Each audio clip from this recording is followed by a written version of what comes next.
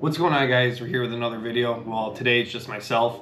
Noah has obligations. He has a big event coming soon, so he can't be here for this, but we pretty much use the same things, so I figured I could just do this one by myself. Today I'm going to be showing you the main gear that me and Noah bring out when we're archery hunting. That's the only premise of this video. I'll go over the bow I use, my backpack, the gear that I have in it, and then some of the clothing that I wear. Sorry about the clutter over my left shoulder. I'm young and I live by myself, so what do you expect? But we'll get it started. So first and foremost, I'll just show you guys the bow I use. So this is the Bear Paradigm. It's from 2024.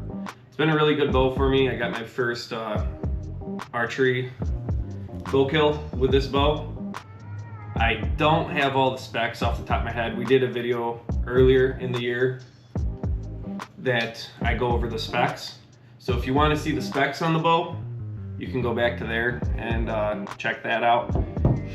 I'm shooting 65-pound draw weight. I could go up to 70, the bow goes up to 70, but that's what I had it set at when I bought it because I wanted to do a lot of shooting with it, which I really haven't, and I just haven't moved it. It's been fine.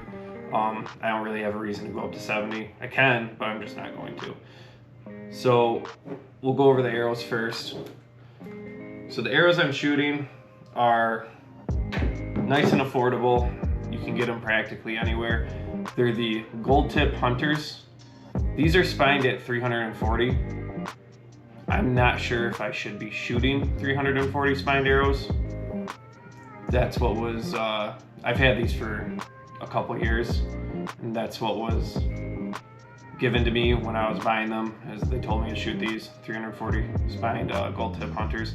I wasn't looking for anything expensive, especially because I just got back into archery. I knew that it would be a problem with losing arrows, so I'm still shooting the same arrows that I bought originally, which is good. I haven't lost a ton of them. I have 4 left. I think I had 6, so that's good. And then there's 100 grain inserts in them, which this one, whenever I have my quiver out in the woods, I always carry 1 field tip. I don't know why. I guess it's if I get bored.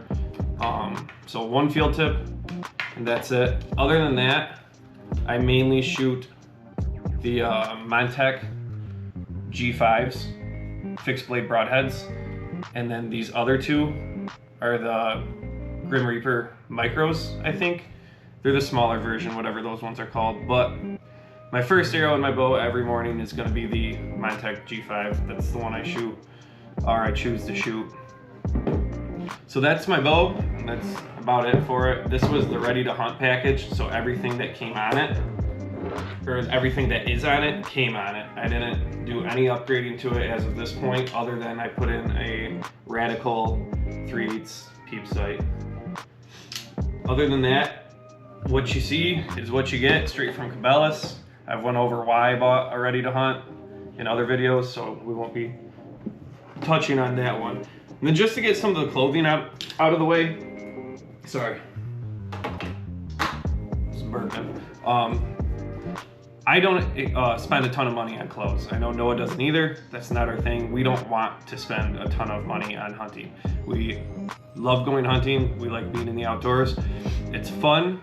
We want to leave it as fun. We don't want to waste our paychecks going out and doing something that in all reality we could be doing for practically free, as long as you have the land, or even if you go on public land. But so this is the jacket I wear for bow season. It's Redhead from Cabela's with the Sentinel, whatever that vapor or smell barrier is. I just like the jacket because it's light. It's actually pretty warm for how light it is during bow season, and spring turkey, I like having a light jacket and wearing layers, so I can take off layers and put on layers as I please. I don't want something that's super bulky or that I'm really relying on to keep on the entirety of the hunt, like a bigger, bulkier jacket to where if I take it off now I'm going to be cold because all I have is a long sleeve underneath. So what I mainly do is I layer up. This will be more than likely my bottom layer. I just throw in a bunch of old t-shirts, long sleeve shirts into a tote. I keep the tote way separate from my other clothes. I wash them separately in non-scented laundry detergents, but I would usually wear a base layer like this and then a hoodie over top of my base layer, and then the jacket. So I have 2 layers of camouflage and then 3 layers total. Then for the pants, not really important. Again, we usually go for affordable, so the pants are just, you could buy any of these from Cabela's, Walmart, Runnings. Most of it's from Cabela's, Walmart, or Runnings. Just like I said, really, it's the only place I get my hunting clothes. I don't really splurge on hunting stuff. And then just make sure you have a good belt. It's always nice to have a good belt, especially if you're attaching something to that belt. So that's pretty much it for clothes. Obviously, these are just my lighter fall and spring clothes. For my winter gear, it's all still in a tote, and I won't be pulling that out anytime soon. Probably not until rifle season, hopefully. Hopefully I don't have to pull it out for this archery season. So next up, we got my binoculars. They're the Vortex. Couldn't even tell you, I forgot. I got them as a gift from my parents. They're awesome, but I forgot what the model is of them. Maybe it says it. No, but they're 10 by 42. They work really well. They're clear, they're easy to adjust, and they focus in very well. So, really nice pair. We got them on the chest harness that comes with the binoculars. And then in this chest harness, I keep the little bottle of wind detector from that downwind. These I've heard, I haven't had to refill it yet, but I heard you can just refill it with different kinds of cooking ingredients, which starch, I think starch works, which I'll have to look up a video and give that a try, because why not do that instead of go and spend more money on another bottle when it's done. And then attached to this, on the right side usually, is my rangefinder, which I really only use the rangefinder once I first get in a stand. I usually try to pick out very unique trees and get a range of those trees so I'll remember, so I won't have to use this all the time. But this is the rangefinder from Tide We. It's the HR-F1000. It's super good. If I remember correctly, the 1,000 means that it goes out to 1,000 yards. Obviously, I won't ever have to range that. But this also has some kind of setting in it where if there's more than one deer very close together, and then when you range that group of deer, it'll take a range for every deer at once. I don't really know how that works, but that's what it said it can do. Like I said, I haven't used it. I only use it when I first get in the stand, and that's it. Other than that, I bring a golfing with me because I'm not going to buy a separate rangefinder when I have one for hunting that I can use for golfing. Speaking of golfing, me and Noah are big golfers. Love going and playing golf too. If any of you guys are golfers, let us know. And let us know what your handicap is, what you shoot, where you play, and what clubs you use. We're into hunting and golfing. So finally, the last thing, well, I guess not the last thing, we'll save this one for next. We'll do this real quick first, so I don't have to go over it much. This is just my camera bag that we bring with us everywhere we go hunting. It just stays in the truck.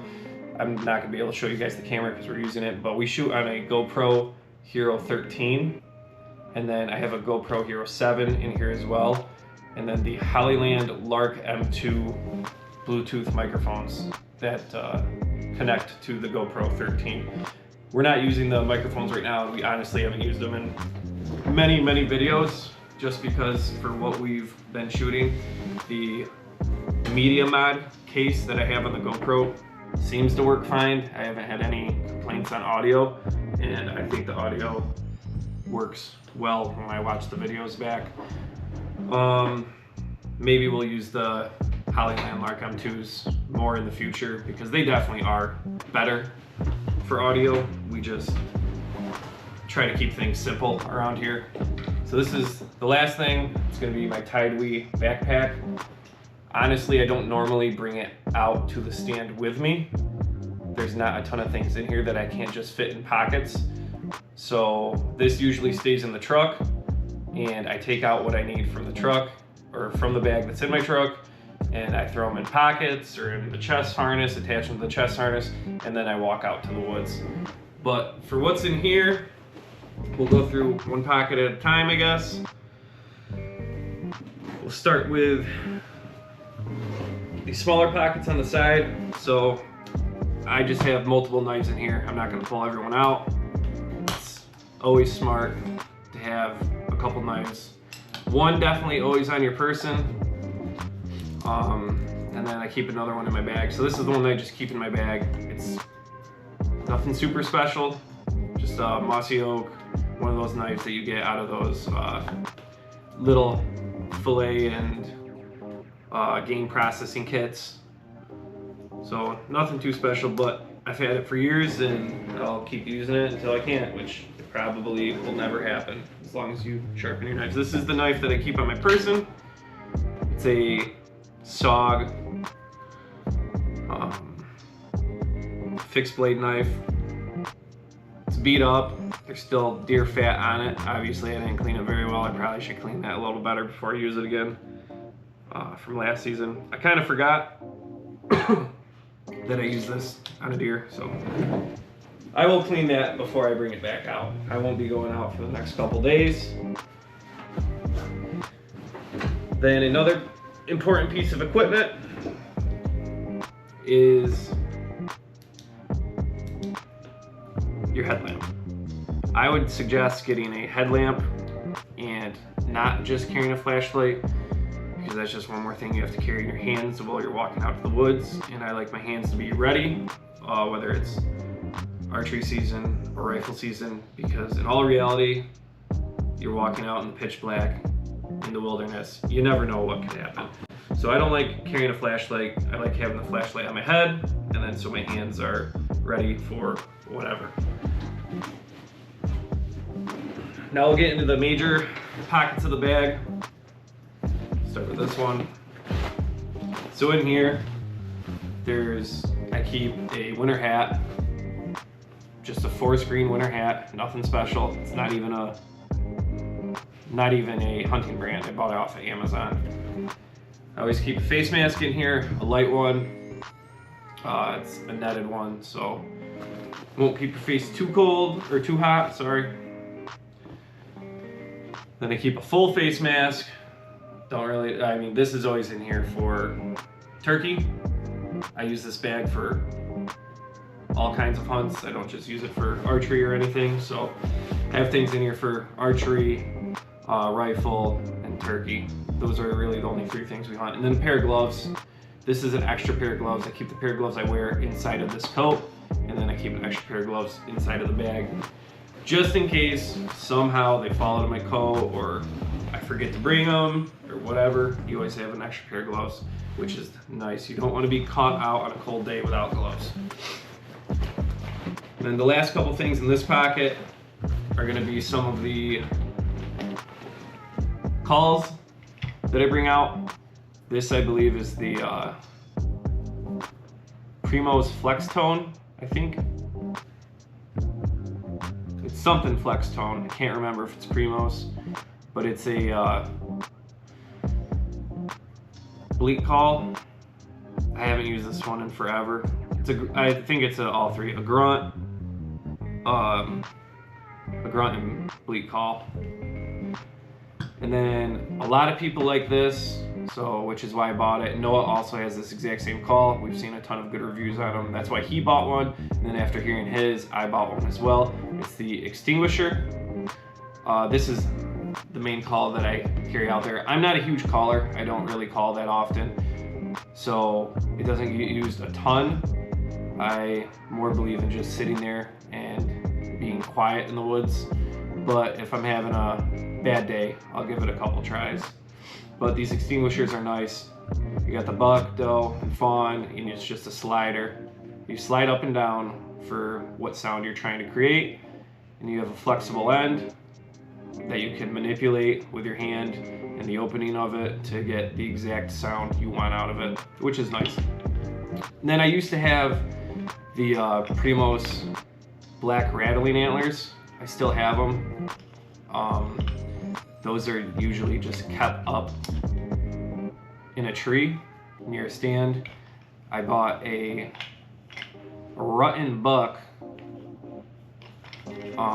rattling bag because it was just more portable and easier to carry out in the woods during archery season when you already have your bow. I didn't really want to carry those massive antlers anymore. So that's the last of this major pocket, and for now it's early archery season as I'm doing this video. I don't bring any of these calls into the woods. These won't come out until it's around rut, and then maybe I'll start bringing them out. But other than that, those just stay in the bag. Then this also, when I'm just carrying stuff around, this goes in the backpack too, and I take it out once I get to the spot. Actually, there's one more compartment in here, and it's where I just keep little things. It's a zippered compartment in the bag. So extra strap for the binoculars, and then I keep my hot hands in there. Hot hands, very important if you're in a colder environment like we are for hunting season. I always keep hot hands. You never know when they're gonna come in very handy, no pun intended, and you'll love yourself for having them. Some mornings, nights, whatever, it gets pretty miserable. Okay, so next pocket. Well, this is gonna be coming out of my bag. I don't know why I still have it in there. It's 1 1/4 pound axe, mini axe. It's supposed to have a sheath on it. I'm trying to look for that right now. Well, a little rubber piece. This will no longer be in my bag. This was for, I was carrying it around before the season started. So we have a little axe to potentially chop small trees down with if they're in our way. And then this is going to be a new purchase for the year. This was mainly for the climber stand where we don't have the bow hooks in the tree, because I don't want to bring a bow hook and have to drill into every tree with a bow hook that I go and set my climber up on. I just don't think that'd be A, efficient, B, for some reason I'd feel a little bad doing that in every tree. I don't know if they really do harm the trees or what, but I'm not gonna do it. So I bought this off of Amazon. It's actually really sweet. Just you strap it around the tree and you pull it tight and you get 5 hooks. 2 larger hooks, one where I keep the bow on, and then the other larger hook is usually for, I don't even know. If I bring my backpack out, I guess it goes on the larger hook. And then I usually take off my quiver and then I'll hang it on the small hook next to my bow just in case. Which normally, hopefully you don't need more than 1 shot, but I have been in a tree stand during archery season where I have taken 2, sadly. But it's pretty sweet. I would definitely suggest this. You can just find them on Amazon. I don't know if they're in any stores. They're probably in some stores, but I found mine on Amazon.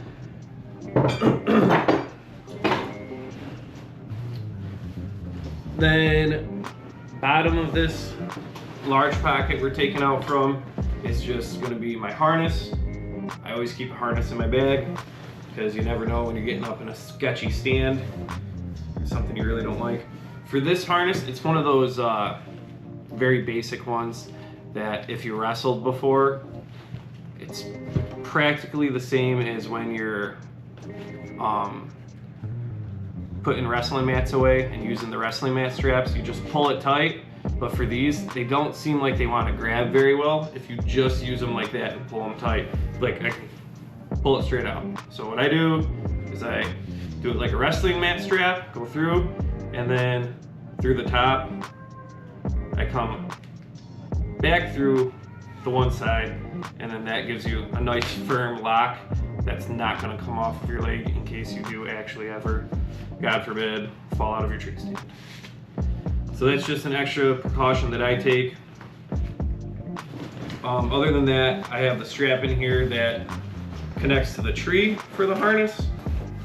And that's it for the major pocket. And then we have one more pocket. A zipper pocket, which I think is one of the most important.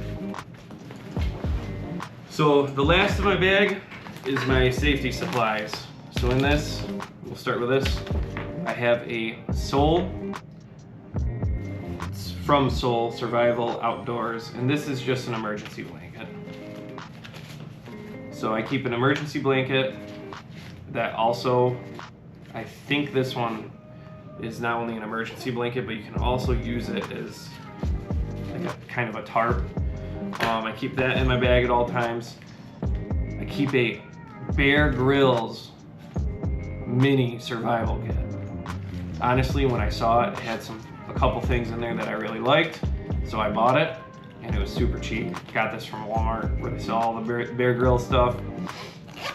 But happy with it, always stays in my bag. Shout out Bear Grylls, and if any of you guys watched Bear Grylls and when you were a kid and sadly found out later in life that he was staying in hotels and eating regular meals while he was out there acting like he was in the wilderness, and we're sad about it, let me know, because that was heartbreaking to me.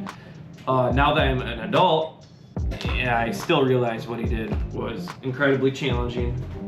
It was just heartbreaking to my kid's self. And then last but not least, buy a trauma kit. This kit comes with quick clot gauze, trauma pad, nitrile gloves, duct tape, a triangle bandage, sterile gauze, more sterile gauze, conforming gauze, antiseptic wipes, and then it also comes with instructions on how to use everything in this bag. So obviously you never want to be in the situation where you'd ever have to use something like this, but better safe than sorry is how I like to think of things. The quick clot is mainly why I bought this.